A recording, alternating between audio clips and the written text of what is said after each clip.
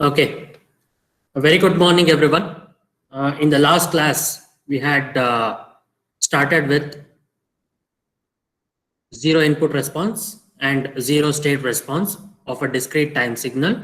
And I already allotted a few problems, and the solutions have been shared in your WhatsApp group. So I thank everyone who has solved the problem and posted in the WhatsApp group. I thank each and every one of them who has done that. And meanwhile, we'll be continuing such approach in the later part of the classes also. Okay, so with this note, I would like to begin today's session with a new topic which is related to the block diagram representation, where each and every bit of it is related to the design of the system, how the design is being implemented. So you have a system, right? So in that system, how we are going to design it. So you'll be having certain blocks that are there, right? I'm quite happy to say that Vidyavardhaka College of Engineering, Mysore, they have the total academic headcount of MATLAB. So what it means is, it is completely, the institution has taken 1 year, the total license, the total academic headcount that is there. So whoever is a part of VVC can access the MATLAB complete software package that includes the toolboxes which we have taken and also the software that we have purchased, right? So we have the full version of the MATLAB that is there. So I want you to explore certain aspects. I had already shared one video regarding the basics of Simulink, right? So simulation, where it is being linked by the set of blocks that are there in each toolbox. Okay, so with this note, I would like to begin today's session with a concept called as block diagram representation, block diagram approach, block diagram representation, block diagram representation. Okay, so now I have this block diagram representation. So I want the session to be interactive, right? Yes, this is the input, right? Now I give this input to a system that is a linear time invariant system, what we are studying, and the output is y of n. So it is a LTI system, right? So it is a linear time invariant system, linear time invariant system. Yes. So now what do I do? So I know that it is a property of system where it has the linearity nature as well as the time invariant property being present there. So that's the reason why I call it to be a linear time invariant system. So x of n is the input and y of n is the output. So now I need to design, or I need to formulate a system in such a way that this block diagram, whatever the representation, what I've written there as the heading, so I need to represent the given system data or the given system variables in such a way that it is interconnected as a system there, right? So once I talk about a system generally, so can anyone tell me how do you generally define a system? Anyone can unmute themselves and they can let me know, how do you define a system?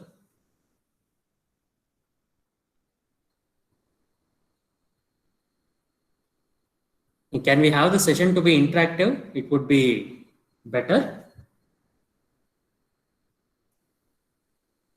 Yes, anyone? If there is no interaction, then it would be like one way monologue. It would not be a interactive one. So it would be like entirely monologue system. So can it be a bit interactive? Can the session be a bit interactive?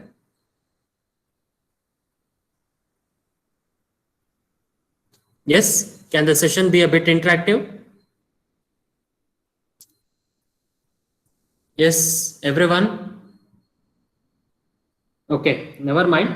So I'll tell you what a system is all about. So in engineering aspects, you have certain like small components which are being present there. So with these components which are being present there, right, I'm just writing a cycle here. I have a seat and I have a person who can sit here and he can ride it, right? So now without the absence of these components, if I want to go from one place to another place quite easily, either it might be any mode of transportation which I'll be using, so it becomes a tedious process. I need to walk, right? So in this one, if I want to define a system in such a way that I'll be having the components, okay, I have the components, or here I'm referring to a system in case of a signal here. So if these components are connected, interconnected in such a way that it is to perform a given task or to achieve a desired output, so then I can generally call it as a system. So very important definition, in case if you go for any interviews, so they will be asking, how do you define a system, right? So signals and systems, the subject is all about a signal which is given to a system to perform a given task or to obtain the desired output there. So this interconnection of components that are being present there to achieve a desired task or to achieve a desired task, so then you can call the interconnection of components done in a systematic manner to achieve a given output or a given system. You can define it as a system there. So a system is defined as the interconnection of components to achieve a desired output or a desired task. So that is one thing how I define a system. Okay, so in case of the block diagram approach, so what we had done, so we had two sets of equation. So one is the differential equations. One is the differential equations. Second one is the difference equations. One is the differential equations. Next one is the difference equations. So what do you do in case of a differential equation? So you have, say, derivative. So I can write it as a third degree one.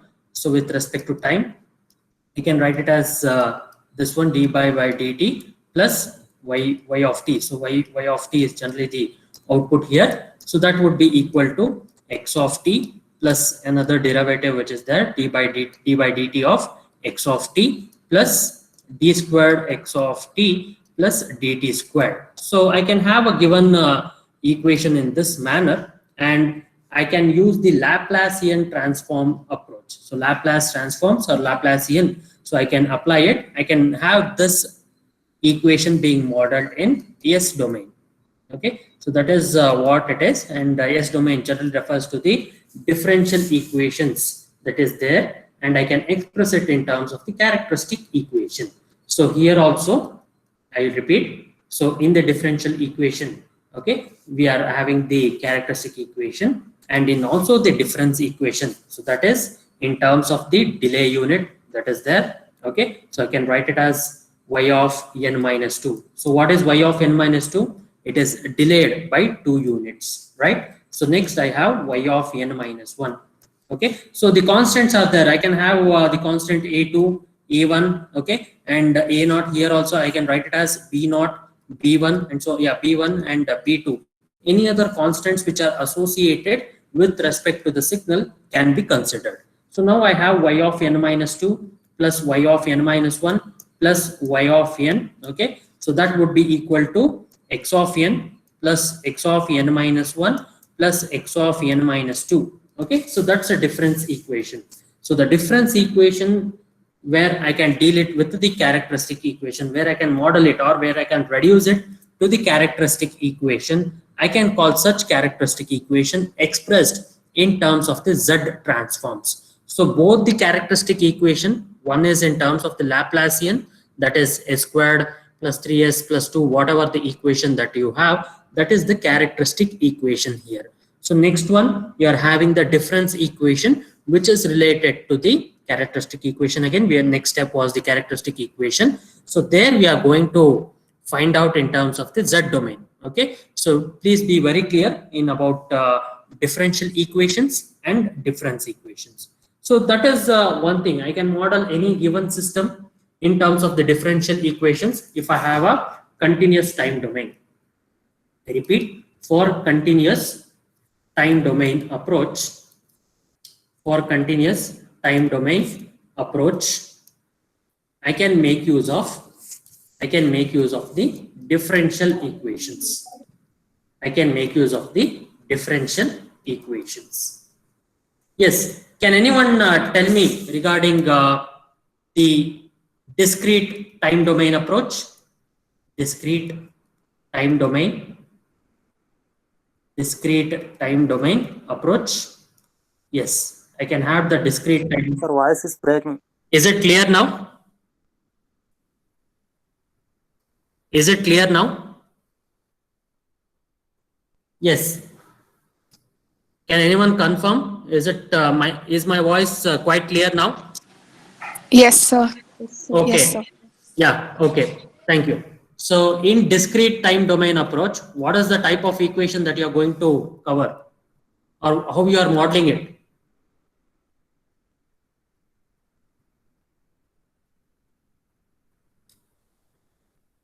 Difference equation. Wonderful. So that is difference equations. Okay. So now I have this difference equations and differential equation.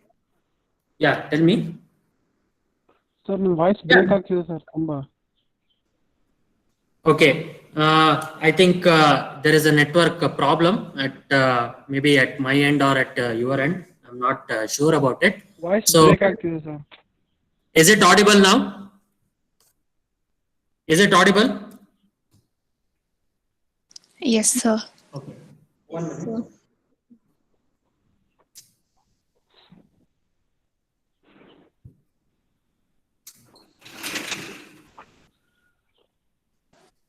Yes. Is it audible now? Okay. Yeah. So if we have a problem in the network, I think I will be able to record the session and I will be able to share it. Sir, voice Okay. break ಆಗ್ತಿದೆ sir. ಹೇಳಿ Aravind. Sir break Okay, ಆಗ್ತಿಲ್ಲ okay. Sir mostly ಇರ್ಲಿ. ಏನ್ ತೊಂದರೆ ಇಲ್ಲ. I think mostly network coverage ಏರಿಯಾದಲ್ಲಿ ಸ್ವಲ್ಪ problem ಇರ್ಬೋದು. No problem. I'll be recording the session and I'll be posting as I do earlier. Okay. So meanwhile, and let me. Hello. Yeah. Hello, Arvind. Arvind, mostly network problem ಇರ್ಬೋದು. ನೋಡೋಣ ಆಮೇಲೆ. ಓಕೆನಾ? Okay.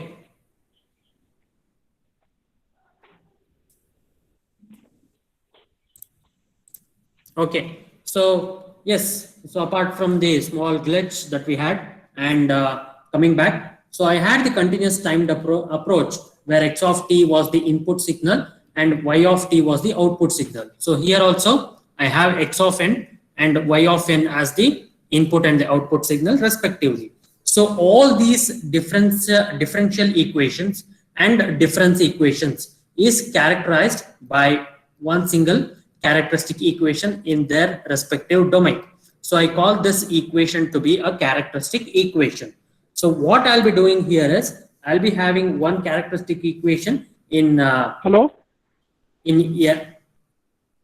in S domain and the other one in case of the Z domain there, right? So that would be entirely dependent on the order of the differential equation, that is S power n, and the number of delay units that are there in case of the difference equation. Okay. So in differential equations, we have S power n, and in difference equation, we have Z power n. So depending on the roots of the characteristic equation, I'll be able to do it and I'll be able to come out with the given roots of the characteristic equation. So that is one simple approach. We had natural response of the system and forced response of the system. But the main idea of having the block diagram approach is, so you will be going for the simulation technique.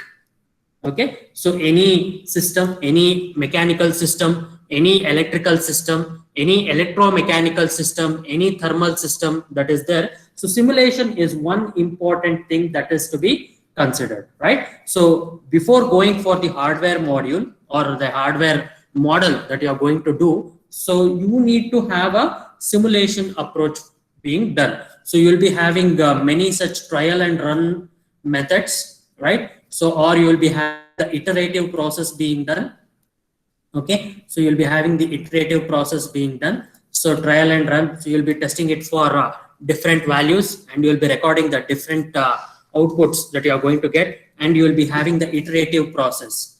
The iterative process generally means you are going to have certain operations being done on a repetitive basis, depending on the output or depending on the signal what you are going to get as an answer in the first step. You're going to take it back and you are going to do it for, you are going to feed it again for the next input, right? So in order to have a simulation approach, these are the simple techniques that we follow. But we have one more approach which we generally use it in terms of the MATLAB, that is Simulink. Okay, so Simulink is nothing but where you will be considering the blocks. Okay, so in terms of the blocks, if you want to represent, you will be going for Simulink. So MATLAB is for the programming approach, and Simulink where you are going to represent it by a block diagram or by using the blocks. If you are going to interconnect certain systems, there the system or the area where what you are going to consider is the Simulink there.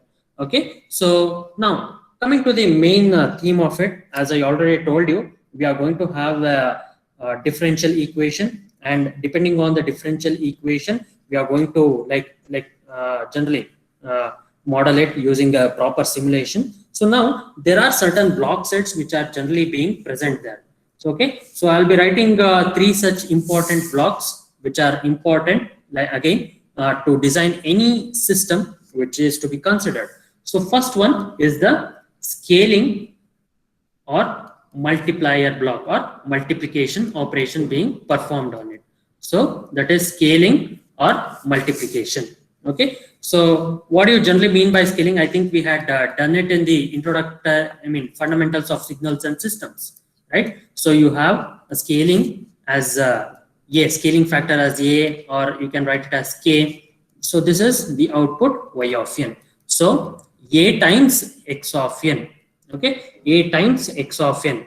Okay, so we can use this as the multiplier block. So that is the scalar block, scalar multiplication or scalar block.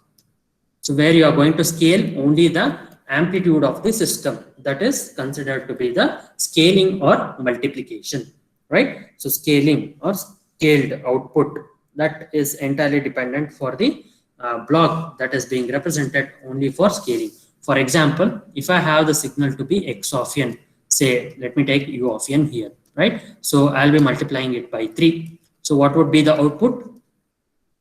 3 times u of n. So where you will be writing u of n like this, right? So this is u of n. So this is n, and the magnitude. What about the magnitude? It is 1, and this is n again. So this is 3 times u of n. So what happens here? The signal gets multiplied by 3 units, and then you are going to write it as 3 units that are being there, right? So 3 units are being there. This is 1 unit. So this is multiplied by 3. So the magnitude gets amplified by 3 units. The multiplier here. So this is a multiplier block which I'm going to refer.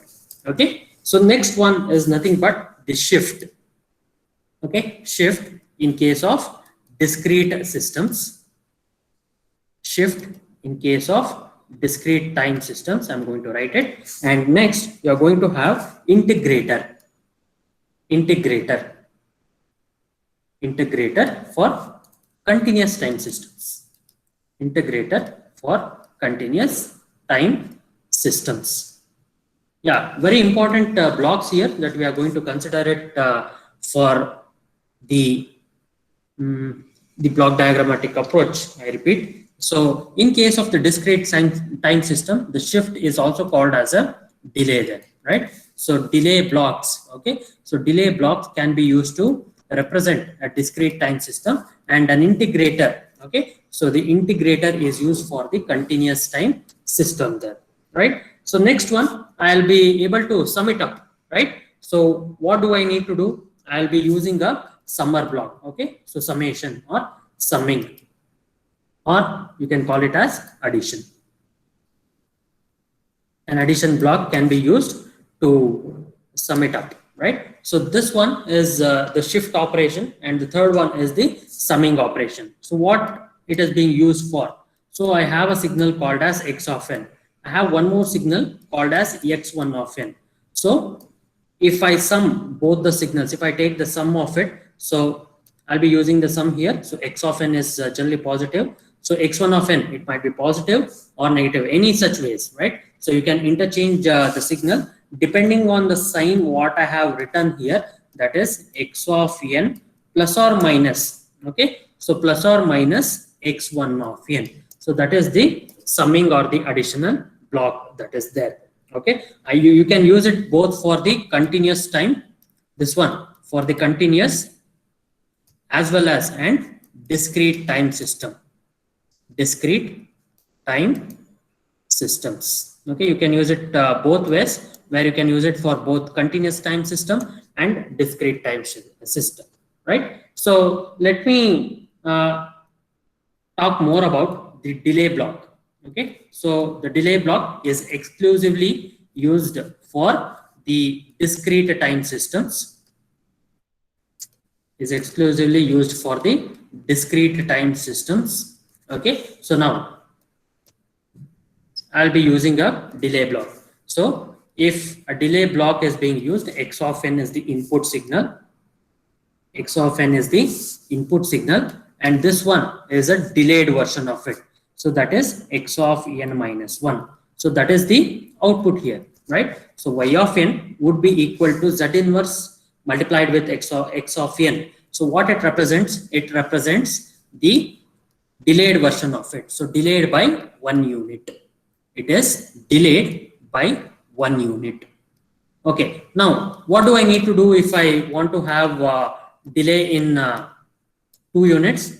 I'll be delaying it once and I'll be delaying it one more time. So that is x of n being delayed. The output got here is x of n minus 1. So now I introduce one more delay block where the delay is being done by 1 more unit. So this one is for 1 unit, that is x of n minus 1. And the next one, if I use another block to delay it one more time, so that is the delay is observed by 2 units. It is delayed by 2 units. Delayed by 2 units. So that is the delay block that is there for the discrete time systems. Okay. So this one is the input. I'm giving an input. Okay. I'm giving a signal as an input and I'm delaying it by 1 unit. Okay. So that is why I have used one delay block. I'll write here one delay block. Okay. One delay block. So this is x of n. I delay it by 1 unit. That is x of n minus 1. I delay it by 1 unit. So next I'll be delaying it by 1 more unit. That is x of n minus 2. Okay. So that is being present one more time. So the delay is observed by 2 units. In the same manner, you can do it as many times as required as in the given difference equation. So this one is valid for difference equations. It would be very important to make a note of certain aspects. Okay. Anyhow, I'll be sending you these things again. So difference equations is one thing. In case of difference equations, you are going to model it for a delay block, right? So you are observing the input, you are delaying it by 2 units, and this is the difference equation that is being present there. Now, what I talk about is the next one, which is the integrator.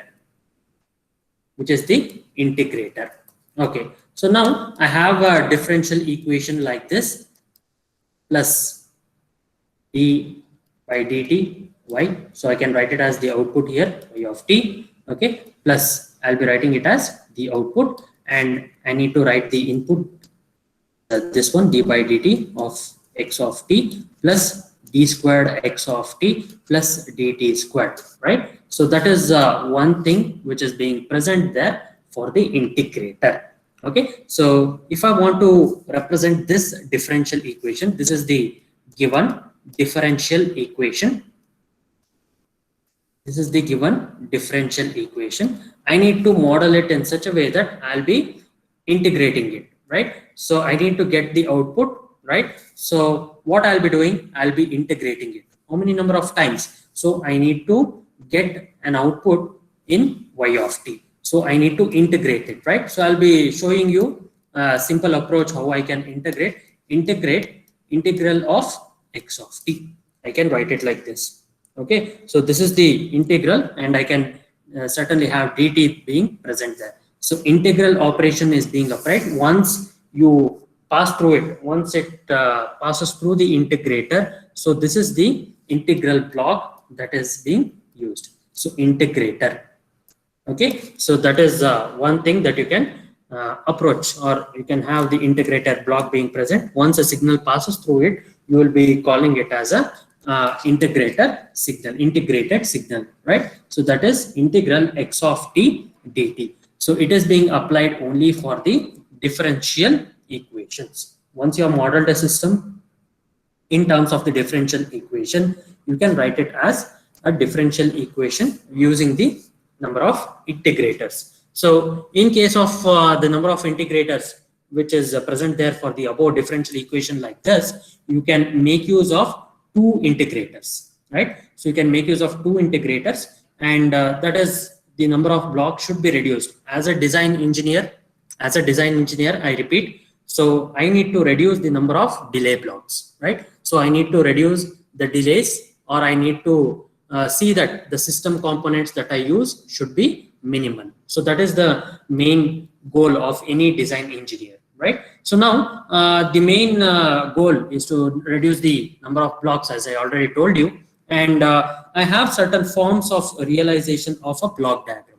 So first you have the direct form 1 realization. Direct form 1 realization. Direct form 1 realization. So these are the forms here. I can represent either in form 1 or form 2. What I'm going to discuss later on, I can represent it either in form 1 or form 2. Okay, so I'll be sending you this version, which is the direct form 1 realization and direct form 2 realization. So let me hold on a bit.